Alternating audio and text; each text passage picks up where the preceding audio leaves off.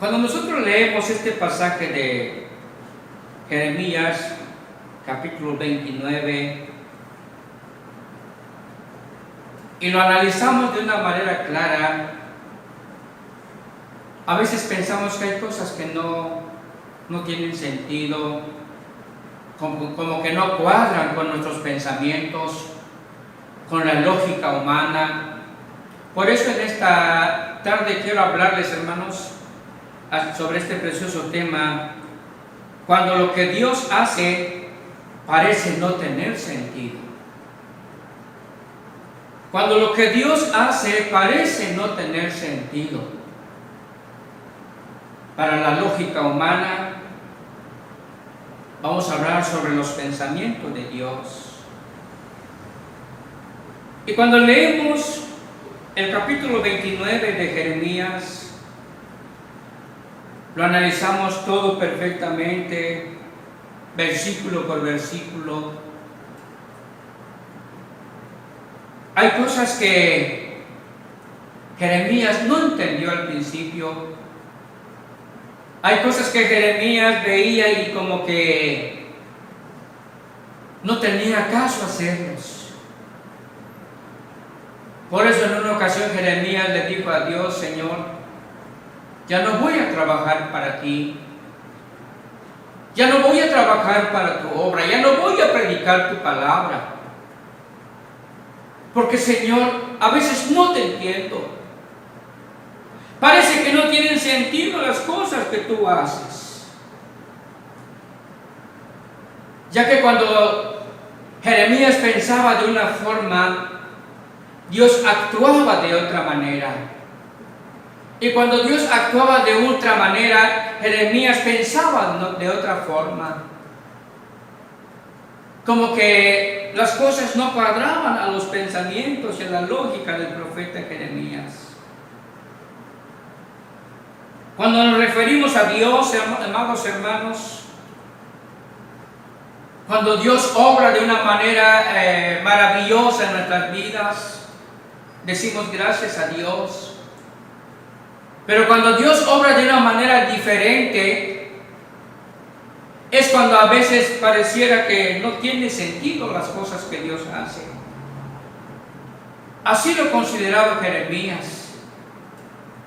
Cuando veía que Dios permitía que los pueblos de alrededor, que no eran judíos ni eran hebreos, mataban al pueblo de Dios, esclavizaban al pueblo de Dios, los desolaban de tal manera que Jeremías se preguntaba por qué Dios permitía estas cosas. Si Dios es un Dios santo, si Dios es un Dios bueno, ¿por qué permitía todas estas cosas? Jeremías no entendía esto.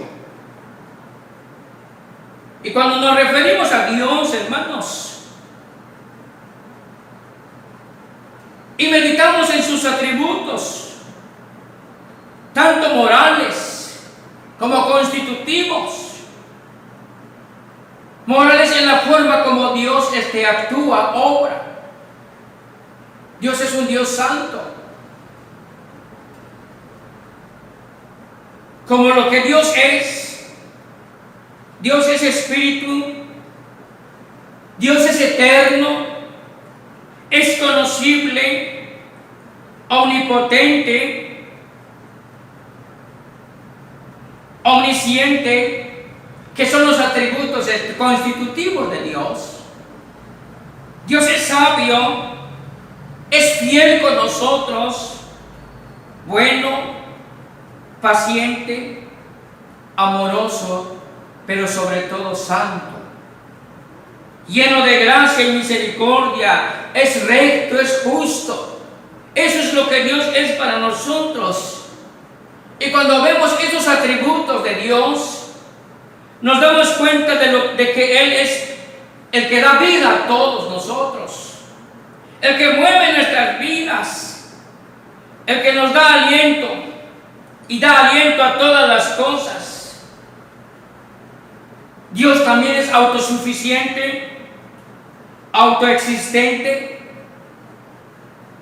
No necesita que alguien le aconseje o enseñe algo. Dios todo lo sabe. No necesita que alguien le aconseje o enseñe algo. Él no ha necesitado que otro ser le asista en sus actividades. Él todo lo puede, dice su bendita palabra. Y en las decisiones que Él tome para ayudar al ser humano es suficiente. Cuando nos referimos en especial a los pensamientos de Dios y las comparamos con las del hombre, vemos una enorme diferencia. Por esto el Señor dijo en una ocasión: porque mis pensamientos no son mis pensamientos, ni mis caminos vuestros caminos. Ya que los pensamientos del hombre solo son de continuo mal, siempre va camino hacia el pecado, pero Dios es bueno con nosotros. Y en esta hora, con la ayuda de Dios, quiero que veamos cómo son los pensamientos de Dios. Así que la palabra sentido en la mente y pensamiento de Dios es juicio, apropiado, sensatez y cordura. Eso significa la palabra pensamiento de Dios y sentido de Dios. Que cuando Dios obra, tiene un propósito para nosotros. Y lo primero que quiero llevarlos a pensar, mis amados hermanos, es que los pensamientos de Dios son buenos, para bien, son limpios y justos, dice su bendita palabra. Dios tiene por su naturaleza misma inclinada a actuar con generosidad hacia su creación, que somos nosotros. Dios nos creó, dice su palabra, a su imagen y semejanza, y nos creó con amor, y en su carácter moral, Dios es bueno con nosotros. Esa es una de las cosas que nos llama mucho la atención, que aunque nosotros somos malos, actuamos siempre de mal en mal. Los pensamientos del hombre son de continuo en continuo pecado. Prefiere hacer lo malo que lo bueno. Pero con todo eso, Dios es bueno con nosotros, dice su palabra. Dios, el Salmo 100 dice, versículo 5, dice que Dios es clemente y misericordioso, lento para la ira y grande en misericordia. Y bueno es Jehová para con todos los que le aman y le temen, dice su palabra. Salmo 145, verso 8 al 9, nos dice su palabra, que Dios es un Dios bueno. Así que los pensamientos de nuestro Dios nunca son para mal. Los pensamientos de Dios son buenos, son para bien. Siempre hace lo bueno, piensa lo bueno, obra en lo bueno. Solo sabe hacer Dios cosas buenas para cada uno de nosotros. Santiago capítulo 1, verso 17 dice que toda dádiva y todo don perfecto desciende de lo alto. Qué preciosa es la palabra de Dios. Que aunque a veces como personas, como humanos, no entendemos los pensamientos de Dios, no entendemos los designios de Dios, sus propósitos. En ellos no hay pensamientos sucios. Nunca hay en los pensamientos de Dios hacer mal a su creación, o castigar solo por castigar, o hacer lo malo solo porque pues deseamos, Él desea hacer lo malo. A veces nosotros como padres castigamos solo para demostrar que somos los padres. Golpeamos a veces a los hijos, los maltratamos solo para demostrar que nosotros tenemos esa autoridad y esa fuerza, que nosotros somos los que mandamos en casa. Pero Dios no es así con nosotros. nunca hacer lo malo. Bendito sea el nombre del Señor. Aún en los castigos y en las pruebas por las que podamos pasar, cada prueba con las que pasamos en nuestra vida cotidiana, diaria, cuando pasamos por una prueba, hermanos, siempre redundarán para nuestro beneficio, porque en esa prueba, en ese castigo que a veces Dios pone en nuestras vidas, siempre tienen un sentido para demostrarnos su grande amor y misericordia. Se cuenta que en una ocasión, en una iglesia, una hermana que era muy fervorosa en las cosas de Dios, esa hermana tenía una pequeña, una hija de 8 años apenas. Esa hermana no faltaba a los cultos, no faltaba a los servicios de oración, era muy devota en las cosas de Dios, amaba a Dios por sobre todas las cosas, pero un día su hija enferma, le llegó una enfermedad, ella oraba a Dios,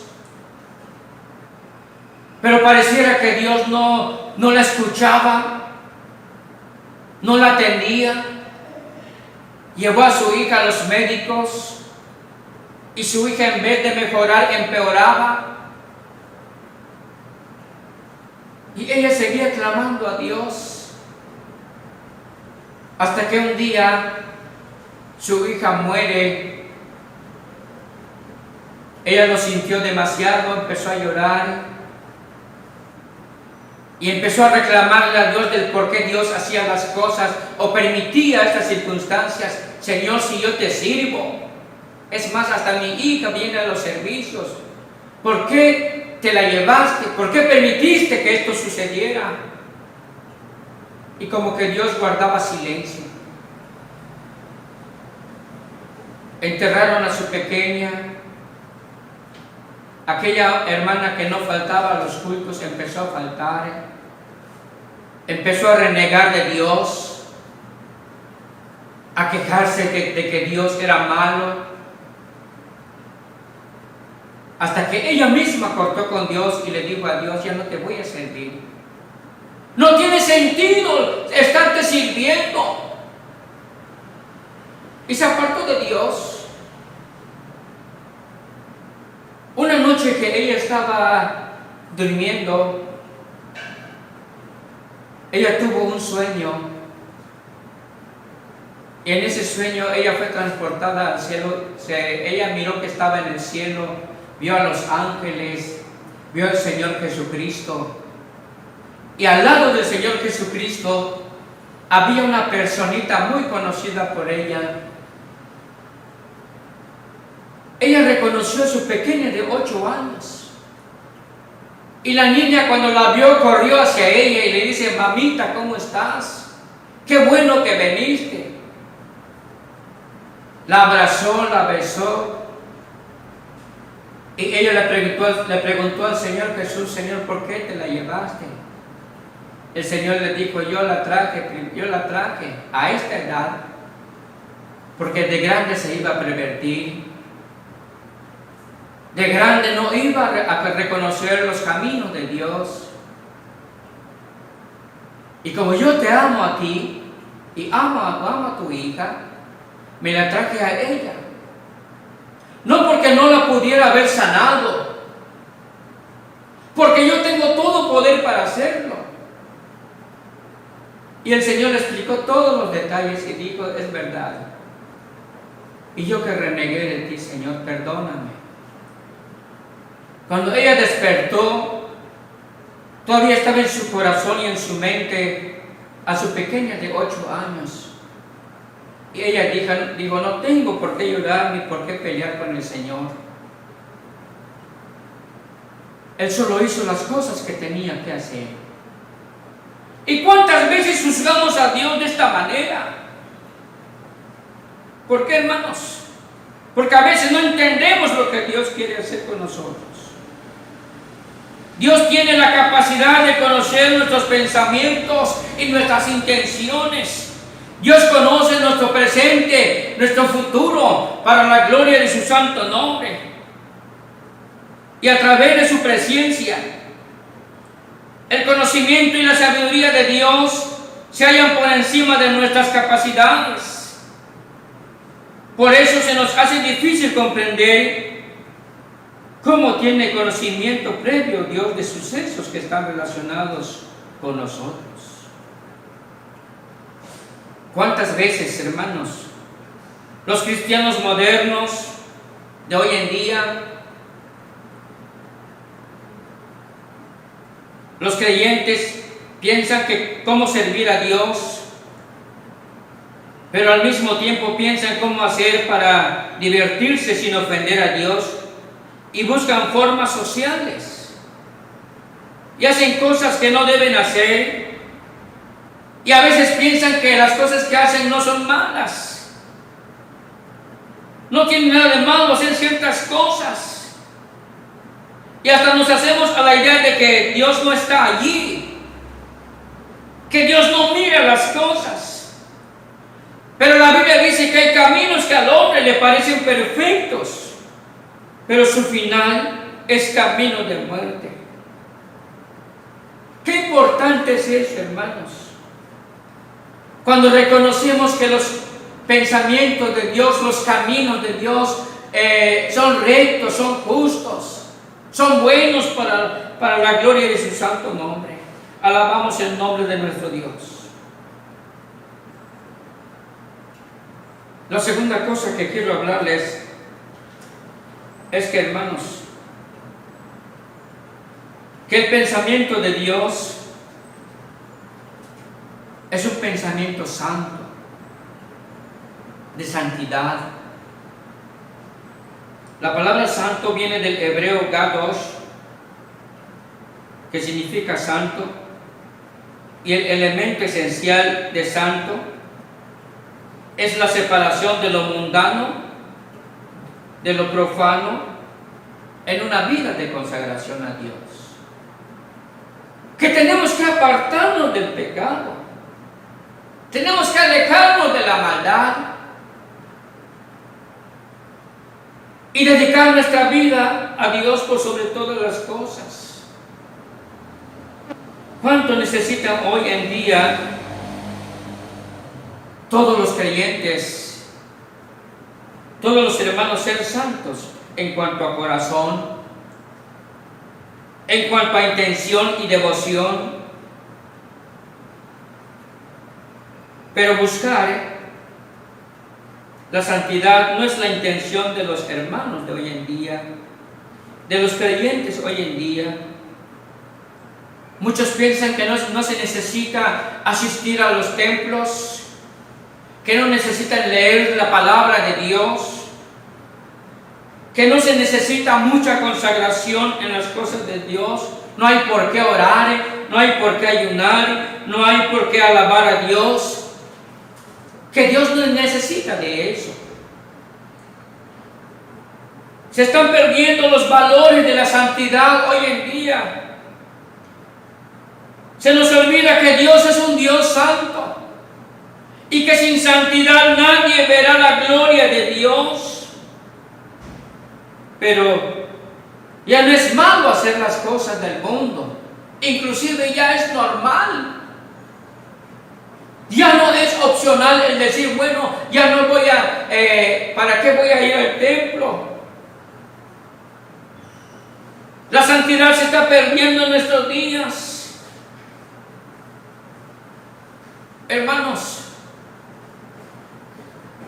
ya no es malo hacer cosas que antes para nosotros era malo, que la Biblia lo menciona como malo. Por ejemplo, tenemos en Deuteronomio capítulo 22, verso 5. Si quieren leerlo juntamente conmigo, analice su Biblia. Deuteronomio 22, verso 5, dice la palabra de Dios: no vestirá la mujer traje de hombre, ni el hombre vestirá ropa de mujer, porque es abominación a Jehová. Oiga lo que la Biblia dice. Comentaba con cierto hermano, con cierto creyente, precisamente sobre este tema. Él argumentó que es asunto de cultura, que es cultural el asunto. Pudiera ser para un africano, si un africano viene a México, andaría sin ropa. Para él no es malo esto. Y la cultura es válida antes de conocer a Cristo. Se considera inocente o libre de culpas cuando aquella persona no conoce a Cristo. Cuando aquella persona no ha conocido el Evangelio de Jesucristo. Se puede considerar ignorante de lo que está haciendo. Pero cuando ya llegamos al conocimiento del Señor Jesús, aceptamos a Cristo. Vemos que después la cultura se somete a Jesucristo. Por eso la Biblia dice, de modo que si alguno está en Cristo, nueva criatura es. Cambiamos, aprendemos a practicar la santidad. La santidad es un proceso en la vida de todo cristiano. La santidad se relaciona con la separación entre lo bueno y lo malo, entre el pecado y la santidad. Es lo que Dios quiere de nosotros. La cultura es, cuando no se conoce a Cristo, se puede considerar válida. Pero después la cultura se somete a Cristo para la gloria de su nombre. Y podemos decir que somos nueva criatura en Cristo Jesús. El apóstol Pablo dice, ya no vivo yo, mas Cristo vive en mí. Y Dios nos llamó y nos salvó para ser santos, para ser diferentes al mundo, para no hacer las cosas que el mundo hace. Porque cuando hacemos las cosas del mundo, siendo cristianos, es que no hemos sido convertidos, no estamos buscando la santidad, buscamos solamente religión. Y esto, hermanos, Dios no lo aprueba. Dios nos llamó para ser santos. Estamos en el mundo, sí es cierto. Vivimos en el mundo, pero no somos del mundo. El uso bíblico de la impureza no se refiere a la higiene, sino a la falta de santidad. Mismo Dios dice, sed santos porque yo soy santo. En otras palabras, apartémonos del pecado. El apóstol Pablo, cuando reconoció en Isaías capítulo 6 cómo se adoraba a Dios en el cielo, cómo se alaba a Dios y se sirve a Dios en el cielo, a él no le quedó más remedio que decir, ay de mí, que soy muerto. Porque siendo hombre de labios inmundos y de proceder inmundo, han visto mis ojos la gloria de Jehová. Isaías capítulo 6, verso 5. Se consideró inmundo, se consideró sucio, se consideró impuro delante de Dios. Y a veces eso sucede con las iglesias, con los cristianos de hoy en día. A veces consideramos que estamos haciendo lo bueno, cuando en realidad seguimos practicando las cosas del mundo. Y santidad significa apartarse de las cosas del mundo, aceptar las normas y reglas que la palabra de Dios tiene para nosotros. Bendito sea el nombre del Señor. Puedes estar sucio por fuera, la ropa y otras cosas, pero lo importante es que estés limpio por dentro, que tengas un corazón limpio, puro, un alma puro y limpio, un espíritu lleno de la gracia y el poder de Dios. Y el reconocer eso, que el pensamiento de Dios es santo. Una tercera consideración de la palabra de Dios acerca de los pensamientos de Dios, que aunque a veces no nos parece reconocerlo, es que, hermanos, los pensamientos de Dios son rectos y justos. El Dios Santo, Jehová de los ejércitos, es distinto de la humanidad, de una humanidad pecadora,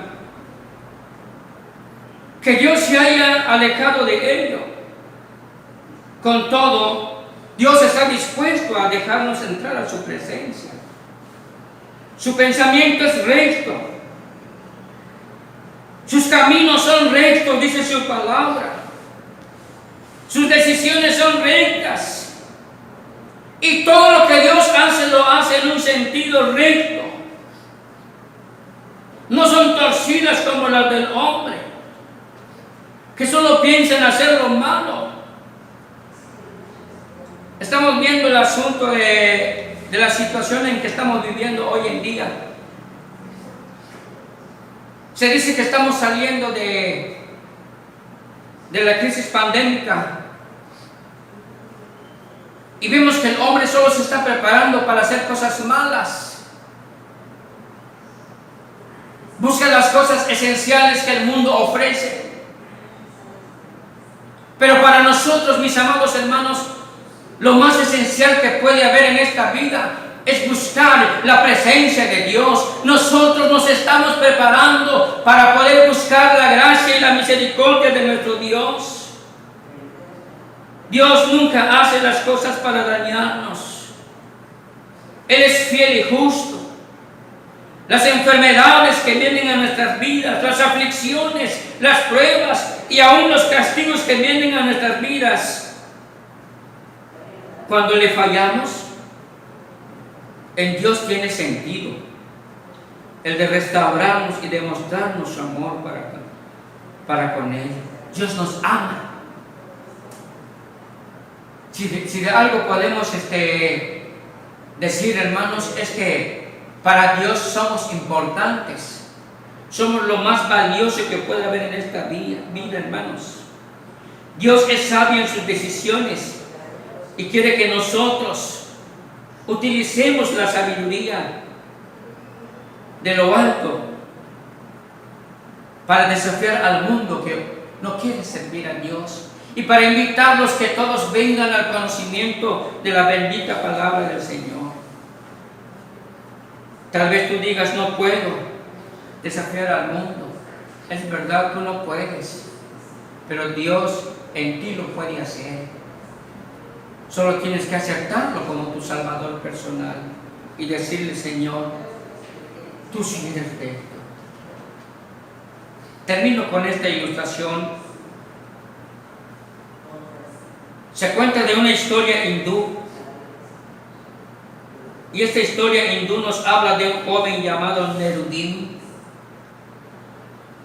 Un joven recién casado con su pareja, a la cual él amaba mucho. Y la esposa amaba mucho a su esposo. Un día su esposa le dice a Nerudin, ¿sabes qué? La gente no me respeta porque no tenemos nada. Mira, no tenemos absolutamente nada. Si tú pusieras un negocio, si tuviéramos algo, seríamos alguien en esta vida. Si tuviéramos un negocio, podríamos decir, bueno, es que Nerudin y su esposa tienen un negocio. Pero materialmente Nerudin no tenía nada más que un burro. Un burro con el cual trabajaba y le hacía mucha falta. Era su compañero de trabajo de todos los días. Y a raíz de la petición de su esposa, Nerudin decide vender a su burro. Lo vende a un precio. Se compra un local. y la esposa estaba feliz. Pero ahora el asunto es que iba a vender Nerudín en su local si no tenía absolutamente nada. Un día, hermanos, él iba y abría su negocio, así como lo abría, así cerraba. Su esposa le pregunta: oye, ¿qué vendiste hoy? Pues no vendí nada. Y así pasaron los días, pero Nerudín y su esposa estaban contentos por su negocio. Hasta que un día Nerudín dice: ya sé qué voy a hacer. Voy a vender sabiduría. Su esposa le dice: ¿y cómo está eso? Ahí lo vas a ver. Y Nerudín va a su negocio y pone letreros, pone anécdotas.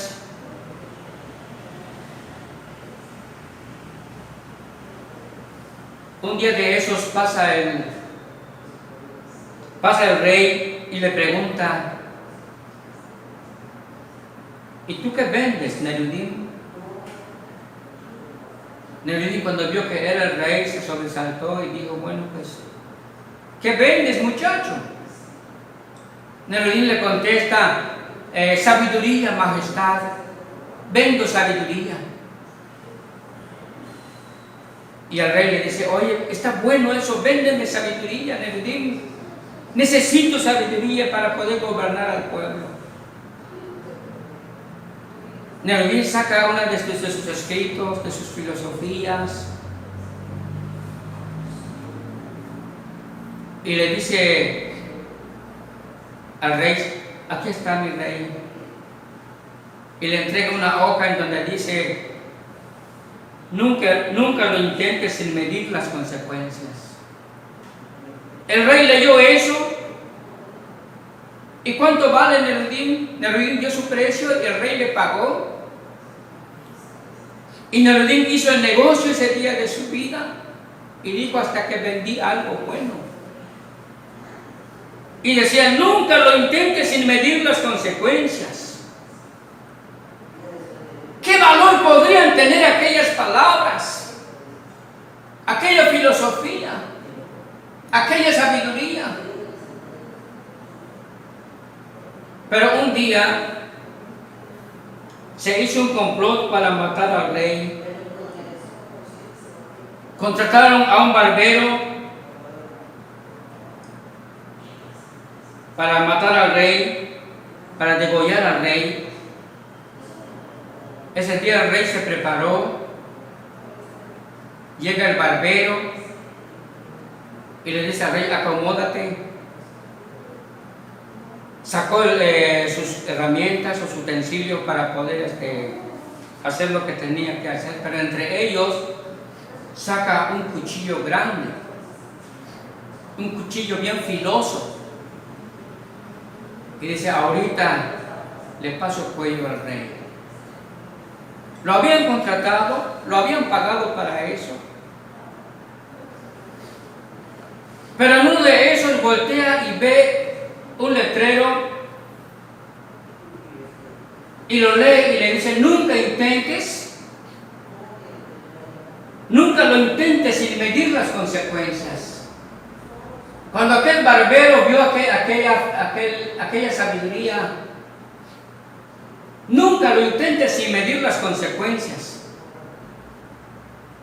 enseguida guardó su cuchillo y dijo: ya me descubrieron, me van a matar. Y agarró y se fue sin lograr su objetivo. Y ese día el rey fue salvo, no lo asesinaron.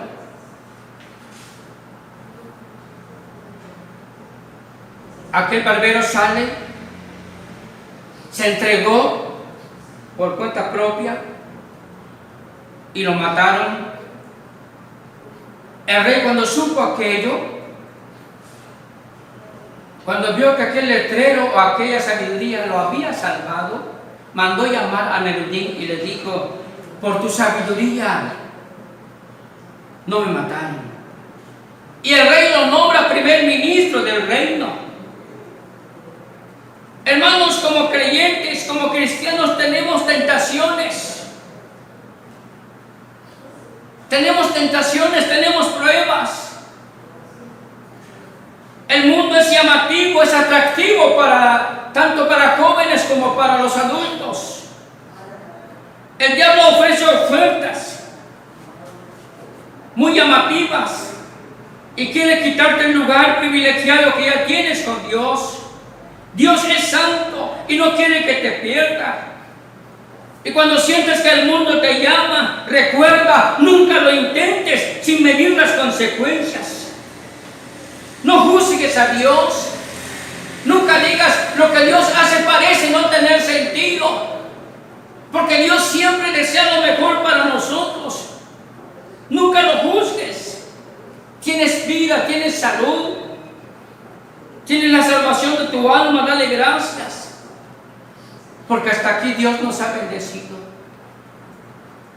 ¿Cuántas veces tenemos un concepto acerca de Dios?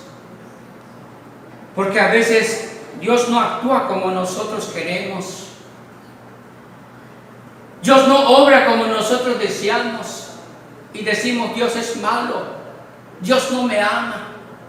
Cuando Dios solo quiere darte lo mejor para la gloria de su santo nombre.